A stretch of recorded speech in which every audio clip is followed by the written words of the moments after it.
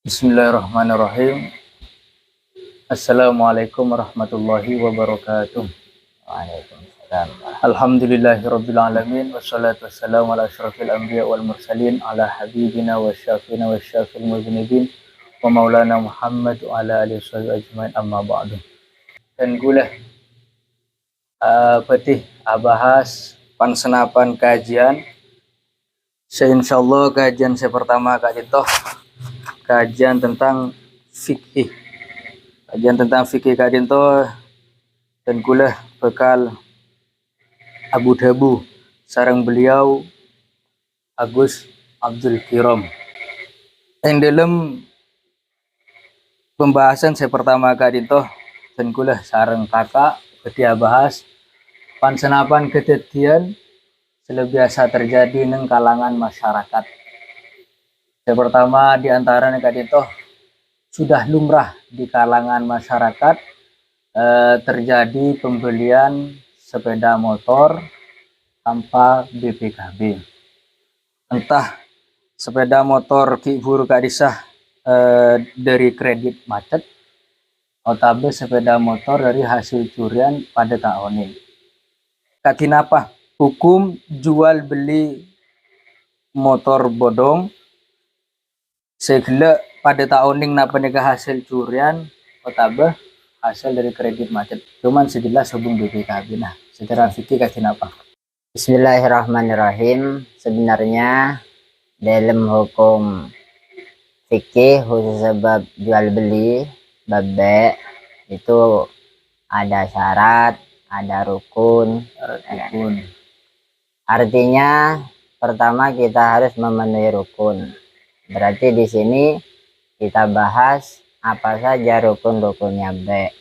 Nah, dalam B itu kata para ulama seperti disebutkan di kitab Yaqutun Nafis dan kitab lainnya ada 6 rukun B. Sudah ada nikah akidah ini. Akidah ini dua orang yang bertransaksi, yakni penjual dan pembeli. Yang kedua itu harus ada ma'qud alaih. Ma'qud alaih itu barang dan harga. Saman dan musman harus ada.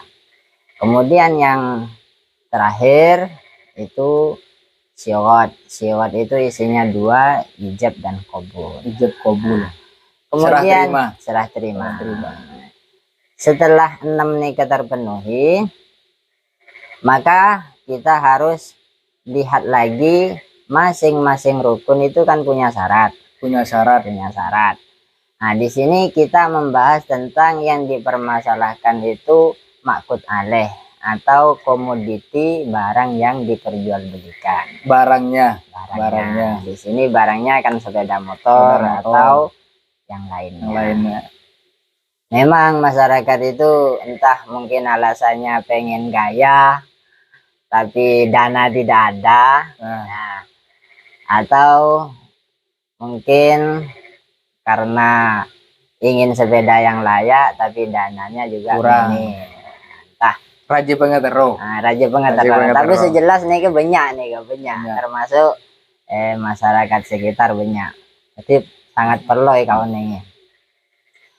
Nah, jadi syarat ma'qud alaih sebagaimana di Yaqutun Nafis dan yang lainnya itu ada 5. Yang pertama kan harus suci. Atau bisa disucikan dengan cara dibasuh. Nah, tadi misalkan kelamti najis, tak apa diperjualbelikan. Kenapa bolehnya bisa disuci kelaban diseram. Manabi khomer tasa apa bolehnya meskipun bisa suci tapi sucinya benih kelaban diseram tapi nunggu jadi bekah. Ya. Tetapi pembahasan kita di syarat yang kedua nih kah? Kenapa syarat yang kedua itu wawilayatun bil ba'i alaihi bahasanya Kekuasaan. Jadi bae oleh pensarah Yaqutun Nafis dijelaskan bae di sini maksudnya akidah ini. 2 orang yang bertransaksi itu harus memiliki wilayah terhadap barang yang diperjualbelikan. Artinya punya kekuasaan. Nah, kekuasaan ini kan beda telok. Situng melalui jalur miliknya sendiri. Nomor 2, jalur izin dari pemilik. Izin dari pemilik, tangan kedua. Tangan kedua. Nomor 3, mempunyai wilayah itu kalau mempunyai izin dari syariat. Contohnya, Izin dari syariat. seperti wali. Walinya anak-anak ini bisa boleh menjual belikan hartanya anak kecil yang dia walii. Nah, dari mana jalurnya kok boleh padahal bukan harta dia? Dari jalur syariat, izin syar'i namanya. Nah, apakah di sini jual beli bodong itu sudah memenuhi syarat yang berupa wilayah ini? Ternyata kita sudah ketahui ini sudah pasti tidak termasuk memenuhi syarat yang berupa wilayah. Kenapa? Karena tidak ada ketiganya, milik bukan, izin syar'i seperti wali atau wakil bukan. Nah, jadi berarti ini namanya bek fuduli. Bek fuduli itu menjual barang yang tanpa izin, tanpa ada kewilayahan, tanpa ada hak dari pemiliknya. Kok dia jual, namanya bek fuduli. Bek fuduli itu tidak sah. Artinya secara hukum fikihnya. Artinya barang tadi bagaimana hukum menjual belinya tidak sah, artinya haram. Nah, begitu kira-kira begitu. Artinya kalau kita paksakan, kalau yakin bahwasanya motor tadi itu hasil curian. Kalau yakin.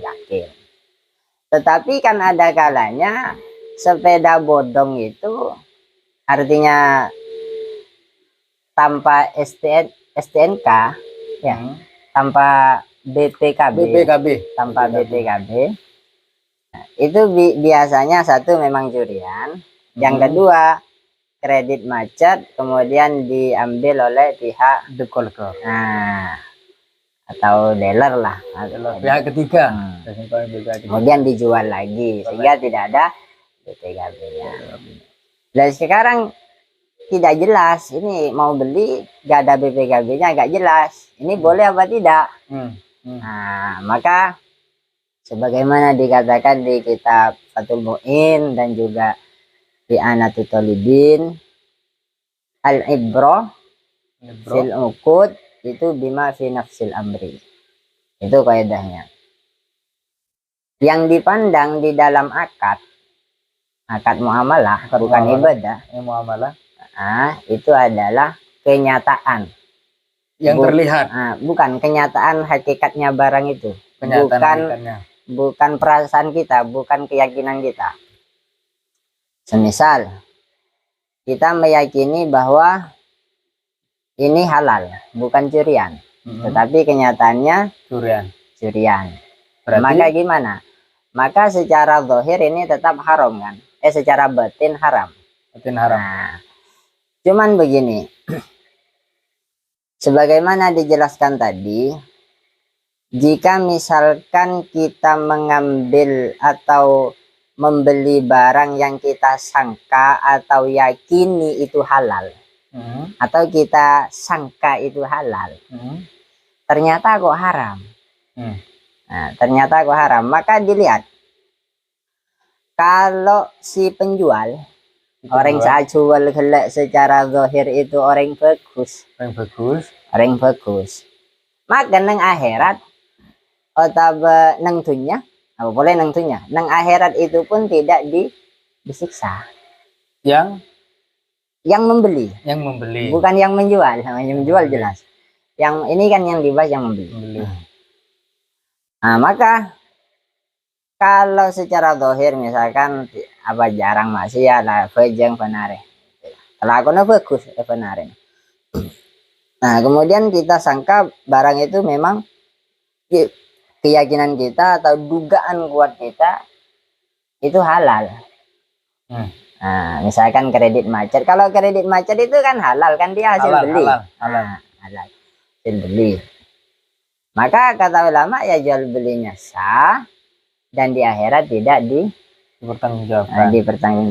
Nah, bedanya kalau misalkan si penjual tadi secara zahir kelakuannya itu gak baik. Sering gak baik lah istilahnya. Orang jahat atau kelakuannya sering nipu dan lain sebagainya. Tapi tetap beli berdasarkan keyakinan sendiri. Nah, maka kata ulama, maka di dunia dia tidak dituntut. Kan tidak tahu kan? Tidak tahu. Di dunia tidak dituntut artinya tidak disuruh kembalikan. Nah, tetap menjadi haknya. Pembeli. Pembeli dan ya pembeli. Tapi nang akhirat yutolab. Pembelinya. Penjualnya. Iya, pembelinya. Kalau penjualnya jelas itu kan tahu itu. Dewasa. Jadi kesimpulan, manabi ragu-ragu, manabi ta'oning untuk pembeli. Manabi ta'oning, maka seling orang seling orang saya jual. Saya jual nih kagak bagus, apa? Saya jual nih kata bagus, maka mungkin di dunia gak apa-apa, artinya tidak ada tuntutan harus dikembalikan, tetapi di akhirat nanti dipertanggungjawabkan.